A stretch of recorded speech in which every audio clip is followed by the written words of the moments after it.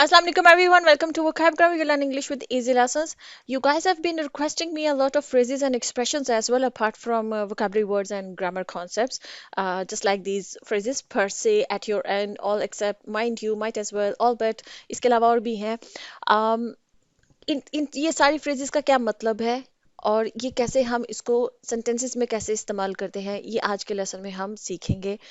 Frequently इस्तेमाल होने वाली फ्रेजेस हैं, बहुत सारी स्पोकन इंग्लिश में इस्तेमाल होती हैं, आप रिटन इंग्लिश में भी इनमें से कुछ को इस्तेमाल करते हैं. ठीक है, तो आज के लेसन में हम ये समझेंगे कि ये इन फ्रेजेस का क्या मतलब है. ये सारी आपकी रिक्वेस्टेड फ्रेजेस हैं जो मैं मुख्तलिफ कमेंट्स में नीचे पढ़ती रहती हूँ, तो उन सबको मैंने नोट डाउन किया था एक ही लेसन में, उसको मैंने सबको जो है वो कंबाइन किया है और आज के लेसन में आपको एक्सप्लेन करने लगी हूँ. ठीक है, तो पहली फ्रेज देखते हैं, फर से. फर से जिसने मेरे से पूछा था, ये समझ लीजिए, ये एक लैटिन टर्म है. ठीक है, और इसका मतलब होता है बाय इट सेल्फ और इन इट सेल्फ, जिसको अगर मैं उर्दू में आपको बताऊं तो इसका मतलब होगा बजाते खुद.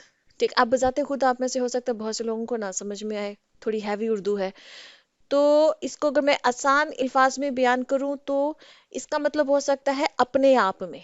जब आप किसी चीज के बारे में बात कर रहे होते हैं ना, और जब आपने ये कहना होता है ना कि ये चीज अपने आप में ऐसी है या ये चीज अपने आप में ऐसी नहीं है, वहां पर हम पर से जो है वो इस्तेमाल करते हैं. ठीक है, सेंटेंस में समझाती हूँ. जैसे ये, द प्लान इजंट बैड पर से. देखो, पहले तो सेंटेंस को इतना ही समझिए, the plan isn't bad, plan बुरा नहीं है. अब इसके आगे पर से जब हमने ऐड किया ना, तो अब थोड़ा सा ना इस पे एम्फसाइज कर रहे हैं, एक जोर दे रहे हैं ये कहने में कि भाई ये अपने आप में इतना बुरा नहीं है प्लान.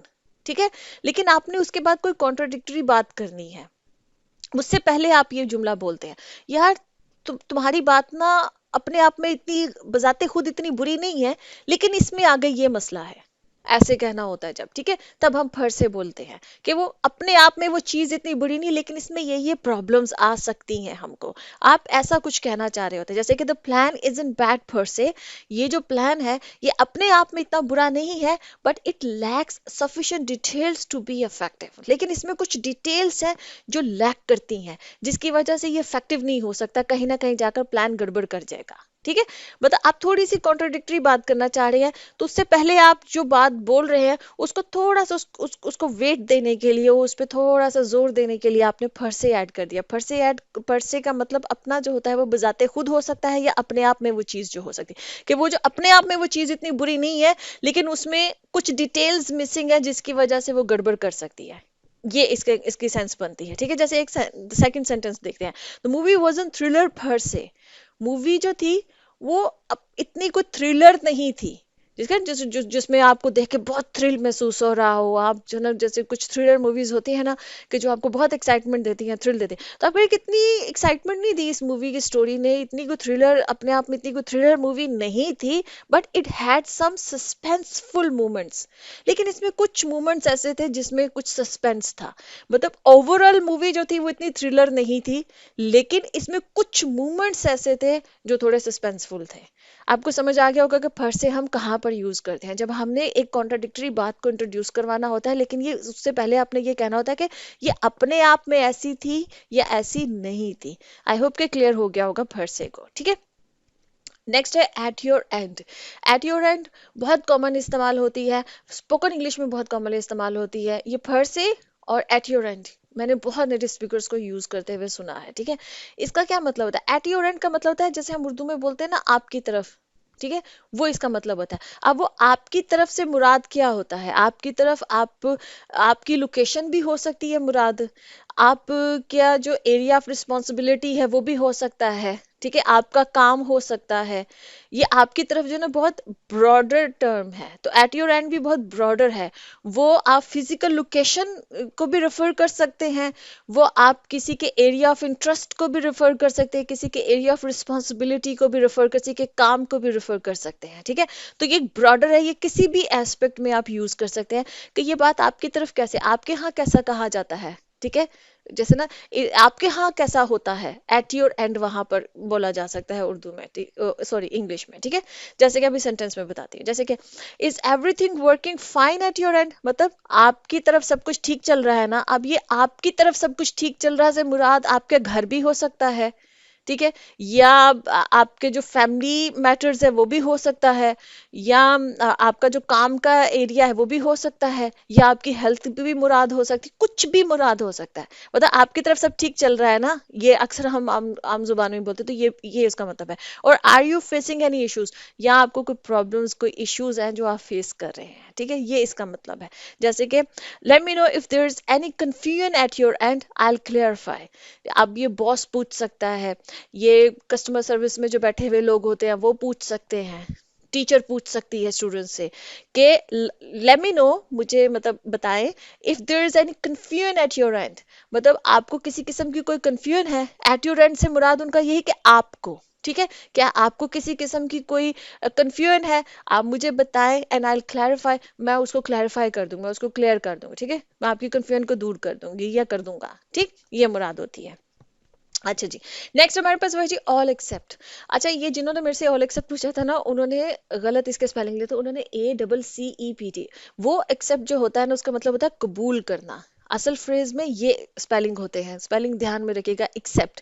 ये जो एक्सेप्ट है ना, EXCEPT, इसका मतलब होता है सवाए।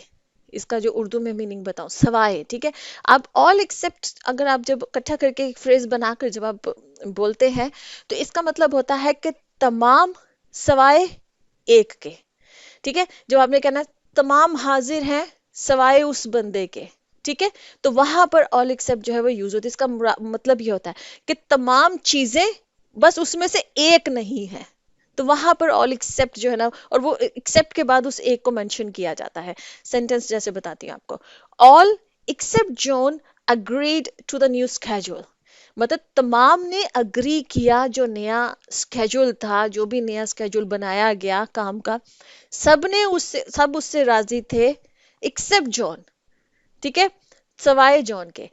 अब ये इकट्ठे करके फ्रेज लिखी गई है, इसको अलहदा करके भी बोला जा सकता है, ठीक, जैसे आप ये भी कह सकते हैं all agreed to the new schedule, तमाम नए स्केड्यूल से अग्री करके, आगे कोमा लगाकर एक्सेप्ट जॉन बोल दें, तो जॉन के अलावा, ठीक है, ये भी इस तरीके से भी बोला जा सकता है।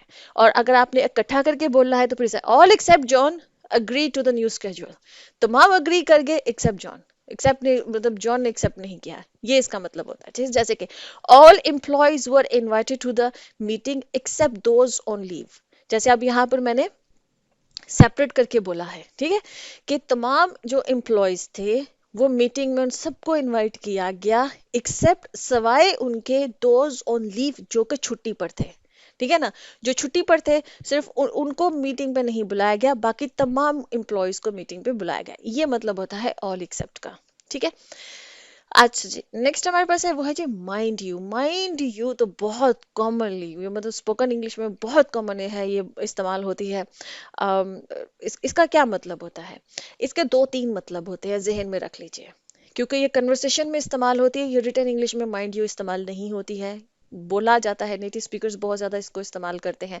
इसका मतलब ये होता है कि लेट मी रिमाइंड यू या कीप इन माइंड, एक तो ये मतलब होता है अपने, जैसे हम उर्दू में कहते हैं ये बात जहन में रखना, या ये बात अपने दिमाग में लिख लो, इस तरह करके जब हम बोलते हैं ना, तो उसका मतलब होता है माइंड यू। और इसका एक और मतलब भी होता है हाउ एवर, हाउ एवर के सेंस में भी, जो है ना, जिसको हम उर्दू में बोलते हैं ताहम, ठीक है, उर्दू में जैसे ताहम बोलते हैं ना, वैसे ही इस सेंस में भी इसको इस्तेमाल किया जाता है, माइंड यू को हाउ एवर के मीनिंग में भी इस्तेमाल किया जाता है, और कीप इन योर माइंड के सेंस में भी इस्तेमाल किया जाता है कि अपने जहन में ये बात रख लो, या मुझे ये बात तुम्हें बताने दो, रिमाइंड करवाने दो, इस सेंस में भी इस्तेमाल होता है, ठीक है। तो ये दो तीन इसके मीनिंग बनते हैं। जैसे ये है, ही इज वेरी फ्रेंडली, वो बहुत फ्रेंडली है, माइंड यू, लेकिन ये बात जहन में रखना, he can be a bit moody at times, कभी कभी वो बड़ा मूडी भी हो जाता है, ठीक है, मतलब वैसे वो बड़ा फ्रेंडली है, लेकिन जहन में रखना कभी कभी वो मूडी भी हो जाता है, तो जो जहन में रखना है ना, उसकी जगह पे हमने माइंड यू बोल दिया है, ठीक। जैसे कि ये she strict with her students, वो अपने स्टूडेंट्स के साथ बहुत स्ट्रिक्ट है, किसी टीचर की बात हो रही है, वो अपने स्टूडेंट्स के साथ बहुत स्ट्रिक्ट है, बहुत सख्त है, माइंड यू, ताहम हाउ एवर के मीनिंग में यहाँ पर इस्तेमाल हो रहा है, they respect her a lot for it, मतलब वो उसकी इज्जत भी बहुत ज्यादा करते हैं इस वजह से, मतलब अपने स्टूडेंट्स के साथ बहुत स्ट्रिक्ट है, लेकिन ताहम उसके जो स्टूडेंट्स है ना, वो उसकी बहुत रिस्पेक्ट भी करते हैं इस वजह से, ठीक। अच्छा जी, नेक्स्ट हमारे पास है जी apart from this. Apart from this हम यूज करते हैं जब हमने कहना होता है कि इसके अलावा, ठीक है, इसके अलावा या इसके सवाए वहां पर अपार्ट फ्रॉम दिस जो फ्रेज है वो इस्तेमाल की जाती है। जैसे कि he is very talented in painting, वो पेंटिंग में बहुत टैलेंटेड है, बहुत अच्छी पेंटिंग्स बनाता है वो, ठीक है। अपार्ट फ्रॉम दिस, और इसके अलावा he plays the piano beautifully, वो पियानो भी बड़े अच्छा बड़ा खूबसूरत बजाता है, ठीक। इसी तरह से she has a lot of responsibilities at home, घर में उसके ऊपर बहुत सारी जिम्मेदारियां हैं। अपार्ट फ्रॉम दिस, इसके अलावा she also manages a full time job, और वो एक फुल टाइम जॉब भी मैनेज करती है। मतलब घर में भी बहुत सारी रिस्पॉन्सिबिलिटीज हैं उसके ऊपर, और इसके अलावा वो एक फुल टाइम जॉब भी मैनेज कर रही है, ठीक। अच्छा जी, नेक्स्ट हमारे पास है वो है जी might as well. Might as well बहुत कॉमन है, बहुत ज्यादा इस्तेमाल किया जाता है। ये माइट एज वेल भी स्पोकन इंग्लिश में ही इस्तेमाल होता है, और इसका मतलब होता है जब आपने कोई अल्टरनेटिव बताना होता है, मतलब जो ऑप्शन आपके पास अवेलेबल है ना, वो आपको इतनी कोई बेटर ऑप्शन नहीं लग रही है, तो आप कोई और बेटर ऑप्शन जब सुजेस्ट कर रहे होते हैं ना, तो वहां पर माइट एज वेल बोला जाता है। कहने का मतलब ये होता है कि ये भी किया जा सकता है, ये सेंस होती है इसकी उर्दू में। जैसे जैसे ये सेंटेंस देखे, there is nothing good on TV, TV पे इस वक्त कुछ भी अच्छा नहीं आ रहा, वो might as well go for a walk, हम वॉक पर भी जा सकते हैं। मतलब आप एक अल्टरनेटिव, एक बेटर अल्टरनेटिव जब आप बयान कर रहे होते हैं ना, वहां पर माइट एज वेल जो है वो बोला जाता है। भाई टीवी पे कुछ नहीं अच्छा आ रहा, चलो हम वॉक पे भी तो जा सकते हैं, आप एक अल्टरनेटिव बयान कर रहे हैं, ठीक है। आप बता रहे हैं कि इसके अलावा ये भी किया जा सकता है, ठीक। जैसे कि if you are going to the store, अगर तुम स्टोर जा रहे हो, बाजार जा रहे हो, मार्केट जा रहे हो, you might as well buy some milk, तो जो भी तुम लेने जा रहे हो ना, उसके अलावा तुम जो है ना वो दूध भी लेते आना। जब आप अल्टरनेटिव कोई बयान किसी इंसान को कर रहे होते कि ये भी किया जा सकता है या ये भी कर लेना, तो वहां पर माइट एज वेल बोला जाता है, ठीक है। आई होप के क्लियर हो गया होगा।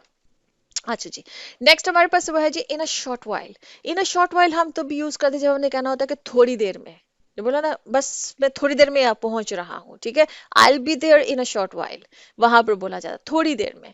जैसे सेंटेंस क्या हो गया, dinner will be served in a short while, dinner जो है वो सर्व कर दिया जाएगा, थोड़ी देर में सर्व कर दिया। जैसे अम्मियाँ पका रही होती हैं किचन में, तो वो बोल सकती हैं कि dinner will be served in a short while, खाना बस थोड़ी देर में लग जाएगा। So don't eat too much now, तो इतना ज्यादा अभी मत खा लेना, फिर ये ना हो कि डिनर में आपके पेट में जगह ही ना हो खाने की, ठीक।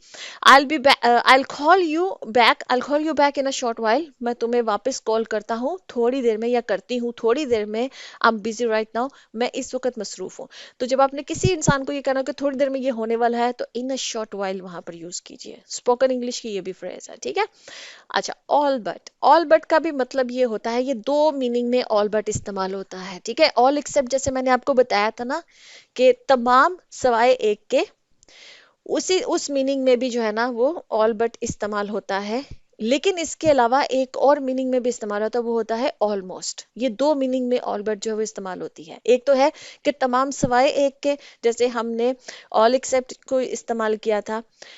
दूसरा मीनिंग होता है ऑलमोस्ट, मतलब तकरीबन। अभी जैसे देखें, the project is all but finished, इसका मतलब यह है ऑलमोस्ट। यहाँ पर अगर आप ऑलमोस्ट भी बोल देंगे तो ठीक है, जुमला बिल्कुल ठीक है, ठीक है। लेकिन जाहिर बात है जब लोग इस्तेमाल कर रहे होते हैं तो पता होना चाहिए कि मीनिंग क्या है। Project is all but finished मतलब कि जो प्रोजेक्ट है वो तकरीबन मुकम्मल हो गया है, ऑलमोस्ट जो है ना वो कंप्लीट हो गया है, फिनिश हो गया है, ठीक है। ये हर explanation was all but clear, उसकी जो एक्सप्लेनेशन थी वो ऑलमोस्ट क्लियर थी, मतलब तकरीबन क्लियर थी, तो काफी हद तक समझ में आ गई उसकी बात, ठीक है। तो यहाँ पर हमने दोनों सेंटेंसेस में इसको ऑलमोस्ट के मीनिंग में इस्तेमाल किया। आप जब देखें, all but one of the guests have arrived, ठीक है, कि तमाम सिवाय एक गेस्ट के तमाम गेस्ट जो है वो आ चुके हैं। ऑल बट वन मतलब तमाम गेस्ट आ गए हैं, बट वन सिवाय एक के।